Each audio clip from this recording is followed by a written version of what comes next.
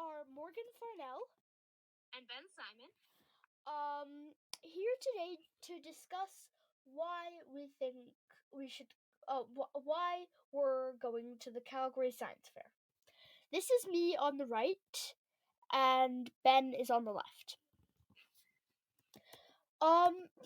So here this is our first design.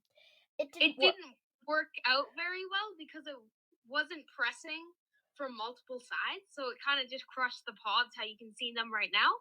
Our newer project, which we'll talk about later, we'll try and crush them into more like a cubey kind of thing. It also didn't have enough power. It was just like a C-clamp. There isn't a wooden circle in here, but we had one to press it down. Yeah, we had a little wooden circle that we'd stick to the adhesive on the C-clamp, and we'd screw it down in an attempt to crush the coffee pods. But the wood had a bit too much give and nearly snapped. It's more of a concept than a real machine, that project. But here we'll be trying to create a real powerful thing that could crush it into a block of aluminum. Yeah. And before we move on, I want to show you why we're doing this project. Like, you may be thinking, like, why is there can't coffee pods be recycled? Like, what is the point for this project? Well, there are two reasons why they can't. First of all, and I'll explain these on our trifold, but they can't be recycled because, first of all, they're multi-material, which means they have foil on the top and like aluminum on the bottom. And second of all, they're way too small. Like, if you'll imagine a recycling plant, you can imagine some like conveyor belts.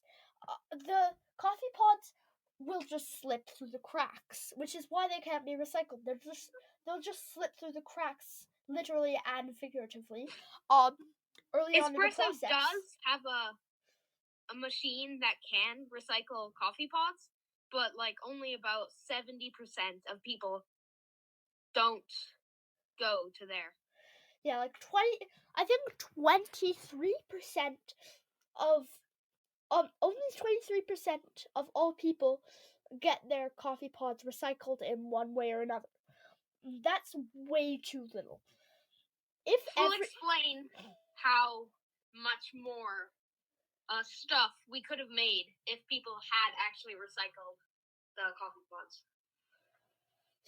Yeah, we'll explain that on our trifold when we go to the science fair, hopefully. So, in a second, we're going to show you our 3D model. We're going to show you our 3D design for this. We've designed it in SketchUp, and we haven't shown how we're going to power it, but we'll tell you about that. This is our machine. Doesn't look like much at first glance. Oops. Sorry about that. But this is a very powerful little thing according to our calculations. Basically, we're going to put the coffee pods inside of this little nook. Then we'll take this surface and we'll isolate it in a second just to look at it. And press it down on both sides, effectively crushing it into a cube. Let's isolate this for a second and go over to it.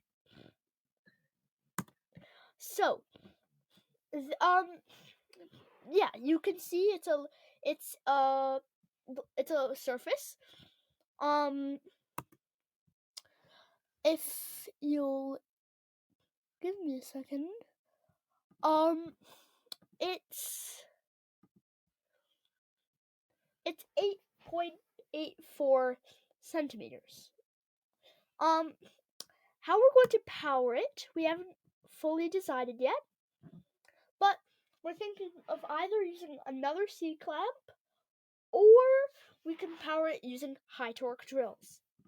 The same with this one. Moving this back, that you can see that we have space for both of them to come in. And we may change some design features before we print it. Oh, by the way, we're 3D printing this. But before we print it, we make some other changes, such as making a rim right here. Like make so that this so that the surface cannot go all the way down to the bottom and then stop making way for and then stop the way for this for the other platform. Basically, that's our design idea, and we're really excited to go to the science fair.